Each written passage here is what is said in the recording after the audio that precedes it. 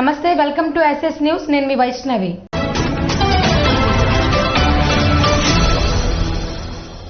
శ్రీకాకుళం నాగావళి నదీ తీరాన వెలిసి ఉన్న శ్రీదేవి భూదేవి సమేత శ్రీ వెంకటేశ్వర స్వామి ఆలయంలో శనివారం పూజాది కార్యక్రమాలను ఘనంగా నిర్వహించారు.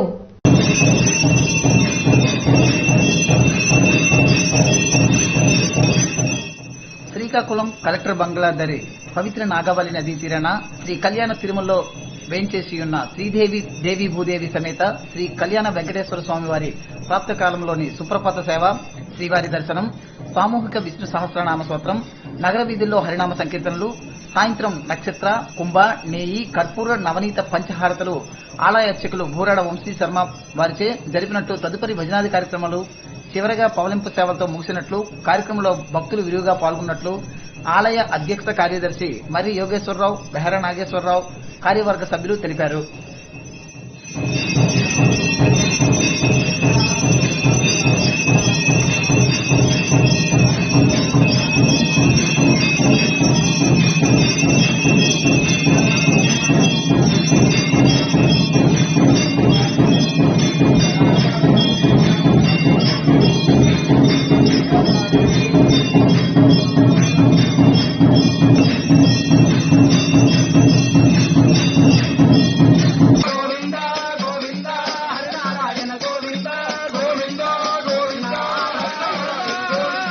శ్రీకాకుళం జిల్లా కేంద్రంలో పార్లమెంటరీ వెల్ఫేర్ అసోసియేషన్ ఆధ్వర్యంలో ఇటీవల అమరులైన జవాన్లకు ఘన నివాళులు అర్పించారు.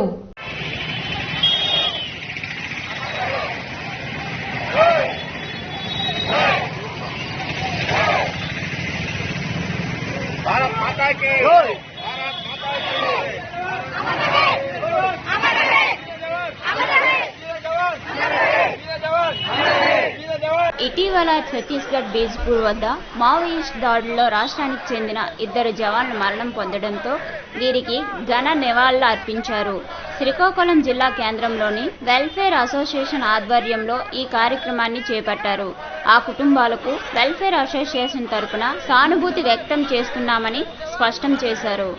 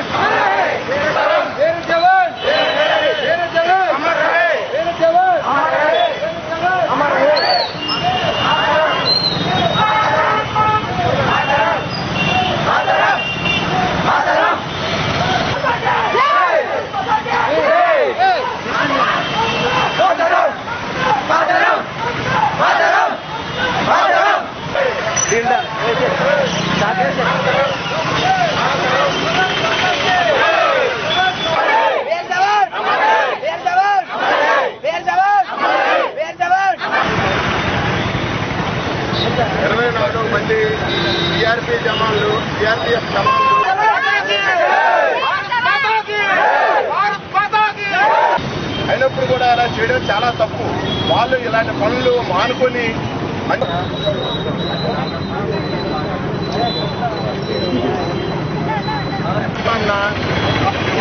నివాళులు అర్పించుకుంటున్నాం. వారి కుటుంబం సదా అతిక్రమం మన కుటుంబానికి కూడా అదే కాకుండా ఇలా ఎక్కడా జరగకూడదనేసి, ఇలాంటి సంఘటనలు జరగకూడదనేసి కూడా ట్రైనింగ్ చేసి తర్వాత అందరూ జిల్లా పారామిలిటరీ సభ్యులు అసోసియేషన్ తరఫున ఈ కార్యక్రమం నిర్వహించడం జరిగినది అనేసి కోరుతూ, అదే కాకుండా మన ఆంధ్రప్రదేశ్ జిల్లాలో 2 జవాన్లు కూడా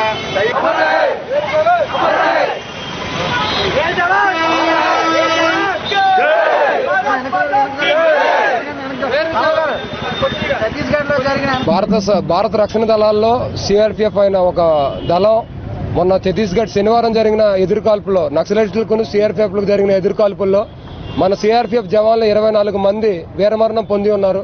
సో ఆ 24 మంది వీర జవాన్లు అందరూ కూడా ఆత్మశాంతి కలగాలని ఈరోజు శ్రీకాకుళం టౌన్ పట్టణంలో పారామిలిటరీ అసోసియేషన్ సంఘం మరియు ఇండియన్ ఆర్మీ కాలింగ్ నిరుద్యోగ యువత కలిపి ఆ నివాళులకు ఆ యొక్క అమరవీరులకి నివాళులు అర్పించారు. సో ఈ కార్యక్రమం అనేది చాలా బాధాకరమైనది.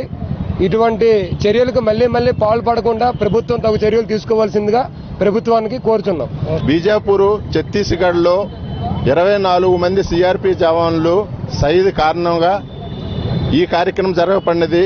ప్రభుత్వానికి మేము కోరేది ఏమి అంటే సెంట్రల్ గవర్నమెంట్ ద్వారాగా సైద్ దర్జాను ఇస్తూ ప్రతి కుటుంబానికి ఒక్కొక్క కోటి రూపాయలు మద్దతు తెలపాలని, అదే కాకుండా స్టేట్ గవర్నమెంట్ కూడా 50 లక్షలు వారికి మద్దతు తెలుపుతూ ఒక జిల్లాలో వాళ్ళకు అనుకూలమైన ప్లేసులో ఒక ఇల్లు స్థలాన్ని కూడా నిర్మించాలని. ఎందుకంటే వాళ్ళ కుటుంబాలకి చాలా ఇబ్బందిలో ఉంటారు. ఎందుకంటే ఒక మగ వ్యక్తి కుటుంబంలో లేకపోతే అనేక సమస్యలు వస్తాయి. కోటబొమ్మలి మండలం పాకివలస జాతీయ రహదారిపై ఆగి ఉన్న బొలెరో వాహనాన్ని ఆటో ఢీకొనడంతో ఒకరి మృతి చెందగా మరొకరికి తీవ్ర గాయాలయ్యాయి.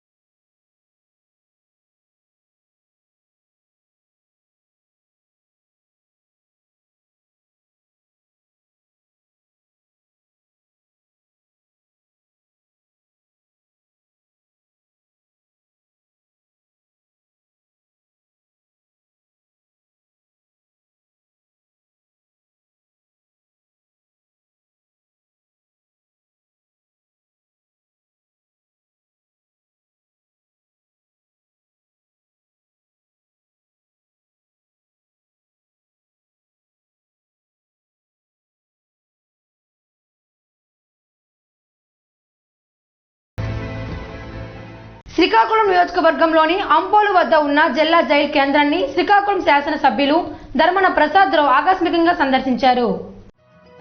శ్రీకాకుళం జిల్లా కేంద్రంలోని వద్ద ఉన్న జిల్లా కారాగారాన్ని శ్రీకాకుళం శాసనసభ్యులు ధర్మన ప్రసాదరావు శుక్రవారం ఆకస్మికంగా పరిశీలించారు. ఈ క్రమంలో జైలు సిబ్బంది ఆయనకి గౌరవ వందనం సమర్పించారు. అనంతరం కారాగారంలోని అన్ని గదులను పరిశీలించారు.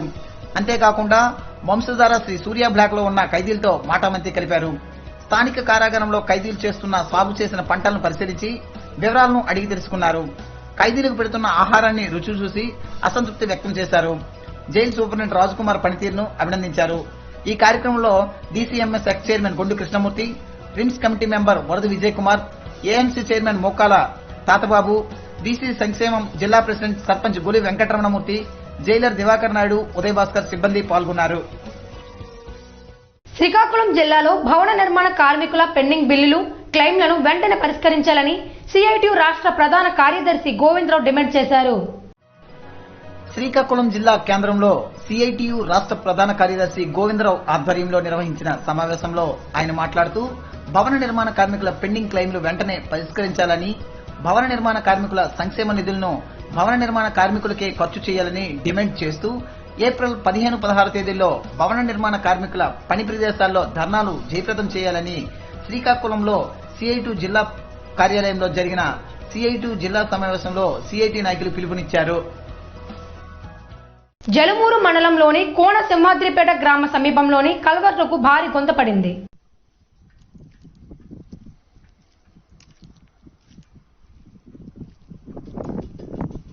శ్రీకాకుళం జిల్లా జలుమూరు మండలం చల్లవానిపేట నుండి శ్రీముఖలింగం వెళ్లేందుకు ఇదే రహదారి గుండా నిత్యం అనేక మంది ప్రయాణిస్తుంటారు.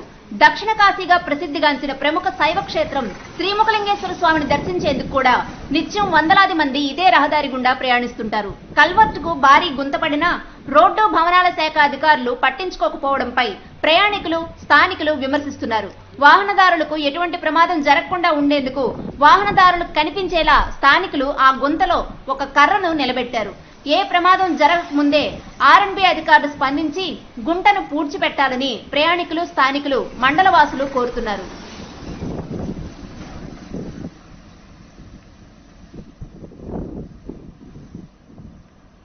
భారత ప్రధాని పిలుపు మేరకు జిల్లాలో ఈ నెల 11 నుండి 14 వరకు కోవిడ్ టీకా ఉత్సవ్ కార్యక్రమాన్ని చేపడుతున్నట్లు జిల్లా కలెక్టర్ జెన్నవాస్ పేర్కొన్నారు. భారత ప్రధాని పిలుపు మేరకు ఈ నెల 11వ తేదీ నుండి 14వ తేదీ వరకు ఈ ఉత్సవాలను నిర్వహించేందుకు సన్నాహాలు చేస్తున్నామని తెలిపారు. ఈ టీకా ఉత్సవ్ కార్యక్రమాన్ని జిల్లాలో గల పీహెచ్సీ పరిధిలోని సచివాలయాలని తీసుకుని ఆ సచివాలయం పరిధిలో 45 ఏళ్లు దాటిన ప్రతి ఒక్కరికి వ్యాక్సినేషన్ వేసేలా చర్యలు తీసుకోబోతున్నట్లు కలెక్టర్ తెలిపారు. జిల్లాకు ఇప్పటికే కోవిడ్ వ్యాక్సినేషన్లు వచ్చాయని వచ్చిన వ్యాక్సినేషన్లను బట్టి సమానంగా పంపిణీ చేస్తూ అందరికీ వ్యాక్సినేషన్ అందేలా చర్యలు తీసుకుంటున్నట్లు జిల్లా కలెక్టర్ స్పష్టం చేశారు. శుక్రవారం కలెక్టర్ కార్యాలయ సమావేశ మందిరంలో కోవిడ్ సెకండ్ వేవ్ పై తీసుకోవాల్సిన చర్యలు, జాగ్రత్తలు వంటి అంశాలపై జిల్లా అధికారులతో సమావేశం నిర్వహించారు. ఈ సమావేశం అనంతరం కలెక్టర్ మీడియాతో మాట్లాడుతూ జిల్లాలో కరోనా తగ్గుముఖం పట్టిందనే భావనతో ఎవరూ కనీస నియమ నిబంధనలు పాటించడం లేదని, తద్వారా రోజురోజుకు కరోనా కేసులు పెరుగుతున్నాయని అన్నారు. ప్రతి ఒక్కరూ నిర్లక్ష్యంగా వ్యవహరించకుండా తప్పనిసరిగా మాస్కులు ధరిస్తూ సామాజిక దూరం పాటించాలని, సబ్బు లేదా శానిటైజర్ తో చేతులను పరిశుభ్రం చేసుకోవాలని కలెక్టర్ పిలుపునిచ్చారు. గురువారం ఒక్కరోజే 185 పాజిటివ్ కేసులు నమోదయ్యాయని, అందులో 30% కేసులు శ్రీకాకుళం పట్టణంలోనే ఉన్నాయని అన్నారు. ఇప్పటికైనా ప్రజలు తగు జాగ్రత్తలు పాటించకపోతే భవిష్యత్తులో మరిన్ని కేసులు పెరిగే అవకాశం ఉందని అన్నారు. కరోనాను నియంత్రించేందుకు కోవిడ్ నియమ నిబంధనలతో పాటు వ్యాక్సినేషన్ తప్పనిసరని, కావున 45 ఏళ్లు దాటిన ప్రతి ఒక్కరూ విధిగా టీకా తీసుకోవాలని కలెక్టర్ స్పష్టం చేశారు. జిల్లాలోని అర్బన్ పీహెచ్సీలతో పాటు ప్రతి సచివాలయం స్థాయిలో వ్యాక్సినేషన్ కార్యక్రమం ప్రతిరోజు జరుగుతుందని అన్నారు. అర్బన్ ఏరియాల్లో 600 వరకు, అలాగే సచివాలయాలతో కలిపి రోజుకు 7,000 వరకు వ్యాక్సినేషన్ వేయడం జరుగుతుందని అన్నారు. జిల్లాలోని 16 అర్బన్ పీహెచ్సీలతో పాటు అన్ని ప్రభుత్వ ఆసుపత్రుల్లో ఉచితంగా టీకాలు వేయడం జరుగుతుందని, ఇప్పటి వరకు 31,600 మందికి టీకాలు వేశామని, గురువారం ఒక్కరోజే 7,134 మందికి కోవిడ్ టీకాలు వేయడం జరిగిందని కలెక్టర్ వివరించారు. కరోనా సెకండ్ వేవ్ అదుపు చేసేందుకు కేంద్ర రాష్ట్ర ప్రభుత్వాలు పటిష్ట చర్యలు తీసుకుంటున్నాయని, అందులో భాగంగా ఈ నెల 11 నుండి 14 వరకు టీకా ఉత్సవ్ కార్యక్రమాలు చేపడుతున్నట్లు తెలిపారు. కావున జిల్లాలో 45 ఏళ్లు దాటిన వాళ్లందరూ సామాజిక బాధ్యతగా టీకా తీసుకుని కరోనాను కట్టడి చేసేందుకు సహకరించాలని కలెక్టర్ ప్రజలను కోరారు. శ్రీకాకుళం రిమ్స్ లో కోవిడ్ 2వ దశ వ్యాక్సిన్ ను శుక్రవారం డిప్యూటీ సీఎం ధర్మాన కృష్ణదాస్ వేసుకున్నారు. శ్రీకాకుళం జిల్లా కేంద్రంలోని రిమ్స్ ఆసుపత్రిలో రాష్ట్ర ఉప ముఖ్యమంత్రి ధర్మాన కృష్ణదాస్ 2వ దశ వ్యాక్సిన్ ను వేయించుకున్నారు. ఈ సందర్భంగా ఆయన మాట్లాడుతూ 45 ఏళ్లు దాటిన వారందరూ స్వచ్ఛందంగా వ్యాక్సినేషన్ వేసుకునేందుకు ముందుకు రావాలని కోరారు.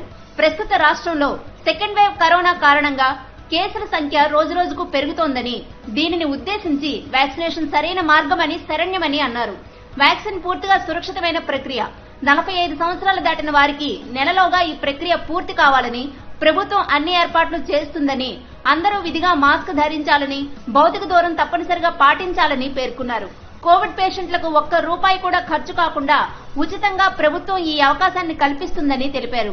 వ్యాక్సినేషన్ పై అపోహలు, భయము అవసరం లేదని, నిరభ్యంతరంగా ప్రతి ఒక్కరూ కోవిడ్ వ్యాక్సినేషన్ వేయించుకోవాలని పిలుపునిచ్చారు. శ్రీకాకుళం శాసనసభ్యులు ధర్మాన ప్రసాద్ రావు రిమ్స్ హాస్పిటల్ నందు 2వ విడత కోవిడ్ వ్యాక్సిన్ ను వేసుకున్నారు.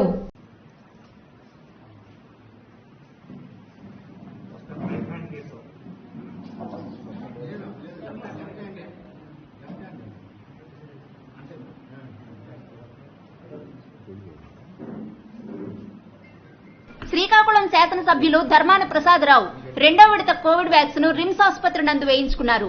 ఈ సందర్భంగా ఆయన మాట్లాడుతూ ప్రతి ఒక్కరూ కోవిడ్ వ్యాక్సిన్ వేసుకుని కరోనా వ్యాప్తిని అరికట్టాలని అన్నారు. సచివాలయ సిబ్బందికి కూడా సూచనలు చేశారు. హాస్పిటల్ సౌకర్యాల కోసం వాకప్ చేశారు. ఈ కార్యక్రమంలో RIMS hospital superintendent Ramakrishna, RMO doctor Hemanth, doctor Aravind, doctor Mahanthi, doctor Lakshmi Hema, Balaga Ganapathi, hospital development సభ్యులు వరుదు విజయ్, కెప్టెన్ జగదీష్, జోగినాయుడు తదితరులు పాల్గొన్నారు.